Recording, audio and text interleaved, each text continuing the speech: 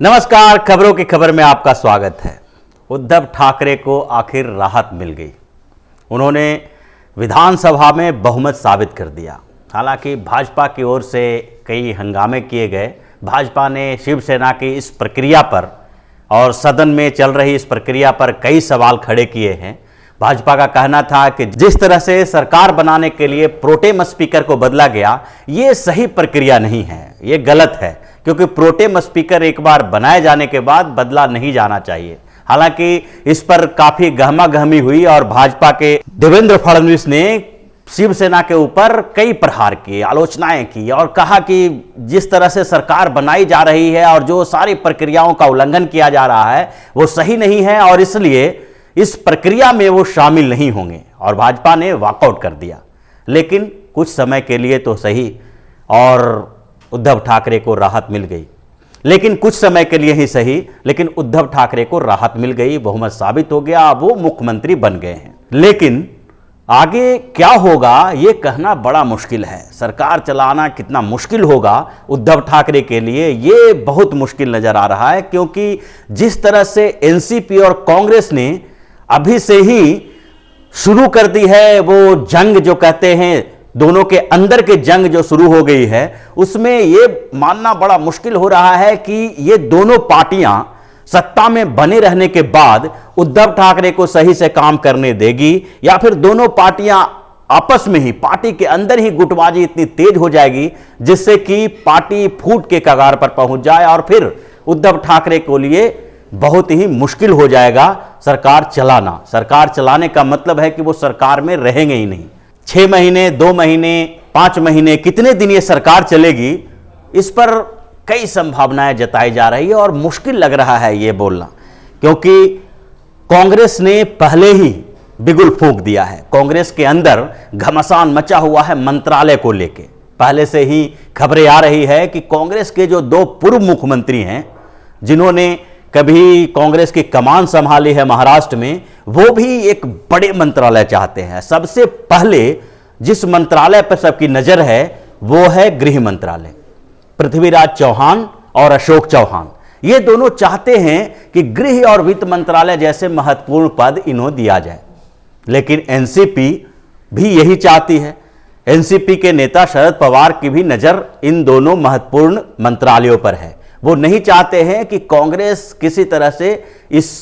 पर दावा करे और इसलिए शरद पवार जो शिवसेना और कांग्रेस के बीच नेगोशिएशन कर रहे थे, वो नेगोशिएशन में इस बात को भूल रहे हैं कि कांग्रेस उनके साथ आई तो है, लेकिन ऐसा नहीं है कि कांग्रेस के सारे नेता चुपचाप तमाशा देखते रहेंगे और शरद पवार शिवसेना के साथ मिलके मजा ले लेंगे। और इसलिए कांग्रेस के अंदर से आवाज उठनी शुरू हो गई है। कांग्रेस के भीतर घमासान चल रहा है। ये अशोक चौहान और पृथ्वीराज चौहान अड़े हुए हैं कि हमें बड़े पद चाहिए और दूसरे नेता भी जो कांग्रेस के अंदर और कुछ नेता हैं वो इस बात से खफा हैं कि कांग्रेस को समान साझेदारी नहीं दी गई है। सरकार बनाने के लिए जो अभी तक जो बात की जा रही है कि 15 मंत्री बनाए जाएंगे शिवसेना और एनसीपी से और 12 मंत्रालय दिया जाएगा कांग्रेस को, तो उससे भी कांग्रेस की नाराजगी बढ़ गई है। कांग्रेस का मानना है कि उन लोगों को 15 नहीं बल्कि 10 दिया जाना चाहिए और कांग्रेस का प्रतिनिधित्व ज्यादा होना चाहिए, क्योंकि अगर कांग्रेस मुख्यमंत्री और उप मुख्यमंत्री का पद छोड़ने के लिए तैयार है तो कम से कम उनके मंत्री तो ज्यादा होने चाहिए। क्योंकि यहां पर सरकार बनाने के लिए ऐसा नहीं कहा जा सकता कि किसके पास कम विधायक हैं और किसके पास ज्यादा विधायक हैं। यह प्रोपोर्शनल सिस्टम में समझौता नहीं हुआ है। जिस तरह से महाराष्ट्र में घटनाएं घटी है और जिस तरह से प्री पोल अलायंस अलग होके फिर पोस्ट पोल अलायंस हुए हैं, उसमें भी इस तरह के नेगोशिएशन नहीं हुए थे। अगर इस तरह के नेगोशिएशन की बात ही होती तो शिवसेना और भाजपा के बीच गठबंधन टूटता ही नहीं। कांग्रेस का यही मानना है कि अगर शिवसेना ने भाजपा से मुख्यमंत्री का पद मांगा जबकि उनके साथ या उनके पास भाजपा से आधे के करीब विधायक हैं, तो ऐसी स्थिति में हम ये कैसे मान लें कि हमारे पास अगर कम विधायक हैं तो हमें मंत्री पद भी कम दिया जाना चाहिए। महत्वपूर्ण मंत्रालय यानी मुख्यमंत्री तो हमने बना दिया शिवसेना का, लेकिन एनसीपी के साथ भी है कि एनसीपी को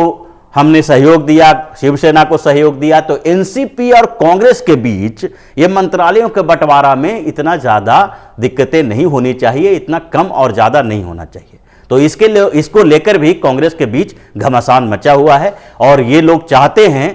कि हमारे मंत्रियों की संख्या बढ़ाई जाए, मुख्यमंत्री जिसको मिला है उसको मिनिमम मंत्रालय दिया जाए, उसके बाद एनसीपी और कांग्रेस के बीच मंत्री पद जो बटे उसमें जिसको उप मुख्यमंत्री का पद मिले वो भी मंत्री कम बनाए। यानी शरद पवार अगर उप मुख्यमंत्री का पद लेते हैं, उनकी पार्टी के कोई किसी को, अपनी पार्टी के किसी को उप मुख्यमंत्री बनाते हैं तो उनको भी कम मंत्रालय दिया जाए। तो इस पर घमासान चल रहा है कांग्रेस के अंदर और स्टेट लीडरशिप और केंद्रीय लीडरशिप के बीच इस बात को लेकर काफी बहस हो रही है, क्योंकि सोनिया गांधी ने इशारा तो कर दिया था कि हम वहां पर सरकार बनाएंगे ताकि बीजेपी को दूर रखा जाए सत्ता से, लेकिन इस बात की चर्चा तो स्टेट लीडरशिप को करना है, राज्य के नेताओं को करना है कि हमें पावर में कितना शेयरिंग चाहिए, और इस बात पे काफी चर्चा हो रही है और गंभीर मंथन चल रहा है। कांग्रेस के नेता इससे खुश नहीं है, वो चाहते हैं कि हमारी भूमिका बड़ी होनी चाहिए मंत्रालय में। उसी तरह से शरद पवार की पार्टी जो है वो भी अंदर से बिल्कुल टूटी हुई है, अंदर से कई खेमे बने हुए हैं और इसलिए अभी तक उप मुख्यमंत्री पद की बात किए जाने के बाद भी किसी को उप मुख्यमंत्री का उम्मीदवार बनाया नहीं गया। दावेदारी पेश कर रहे हैं सब, अजीत पवार को भी माना जा रहा है कि वो भी उप मुख्यमंत्री बनाए जा सकते हैं, लेकिन जयंत पाटिल भी उधर रेस में चल रहे हैं और उस दौड़ में शामिल हो गए हैं। कुछ दूसरे नेता भी हैं जिनको अचानक जिनका नाम सामने आ सकता है, लेकिन अभी तक ये सस्पेंस बरकरार है और इस सस्पेंस बरकरार रखने के पीछे सबसे बड़ा रीजन यही है कि अभी भी इन लोगों को विश्वास नहीं है कि अगर उप मुख्यमंत्री पद की घोषणा कर दिए, यानी उप मुख्यमंत्री किसी को बना दिए, उनके नाम की घोषणा कर दिए, तो पार्टी बची रहेगी या कुछ विधायक टूटने के अभी भी उम्मीद है। और भाजपा तो इस पे नजर गड़ाए हुए है कि जिस पार्टी में जब भी असंतोष फैला, असंतोष पैदा हुआ, तो वहां पर वहां के विधायकों को अपने साथ मिला लिया जाएगा और फिर जैसे कि कर्नाटक में हुआ था, कर्नाटक की स्थिति दोहराई जा सकती है। इसके साथ साथ कुछ और मॉडल हैं, जैसे बिहार का मॉडल भी है, जिस तरह से बिहार में आरजेडी और जदयू ने सरकार बनाई थी और उसके बाद भाजपा चुपचाप बैठ के देख रही थी। कुछ समय के बाद ही नीतीश कुमार का मन उब गया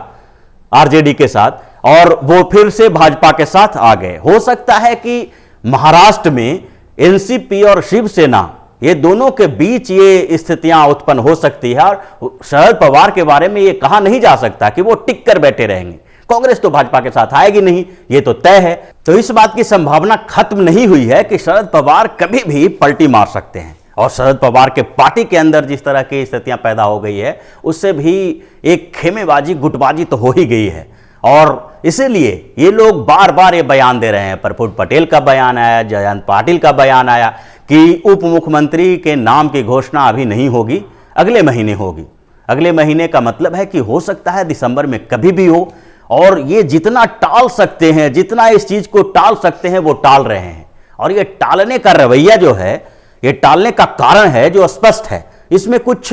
छुपा हुआ नहीं है। अगर उद्धव ठाकरे ने मान लिया है कि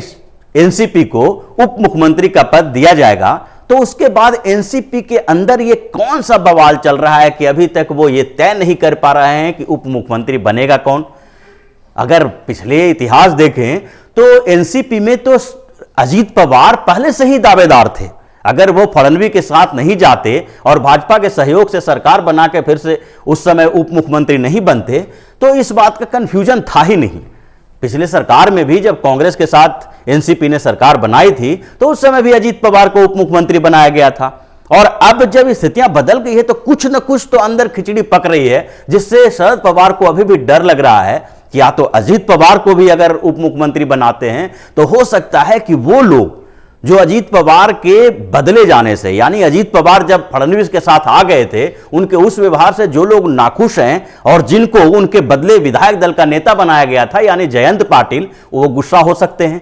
उन्हें भी गुस्सा आ सकती है और इसके लिए वो इस पत्ते को खोलना नहीं चाहते हैं, वो बनाना ही नहीं चाहते हैं कि किसको उप मुख्यमंत्री बनाया जाए। तो कांग्रेस और एनसीपी दोनों के बीच एक ऐसी स्थिति उत्पन्न हो गई है कि सरकार में बने रहने के बावजूद उन्हें समझ नहीं आ रहा है कि अंदर से क्या चल रहा है। और इस कंफ्यूजन में उद्धव ठाकरे एक किनारे बैठे हुए, उनके अंदर भी इस बात का डर है कि हमारी कुर्सी कब तक रहेगी। तो डरे हुए तो उद्धव ठाकरे भी हैं और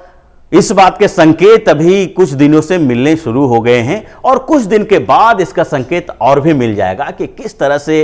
ये सरकार कितने दिनों तक चलेगी और एनसीपी और कांग्रेस दोनों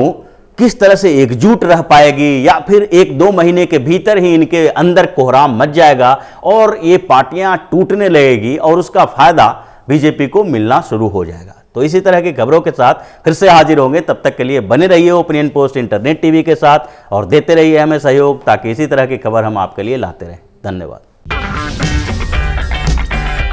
अगर आपको हमारा वीडियो पसंद आया हो तो इसे लाइक करें, हमारे चैनल को सब्सक्राइब करें और हाँ, बेल आइकन दबाना ना भूलें ताकि आप तक हमारे वीडियो की नोटिफिकेशन पहुंचती रहे। आप अपना सुझाव हमें कमेंट बॉक्स में दे सकते हैं। हमारे साथ जुड़ने के लिए शुक्रिया।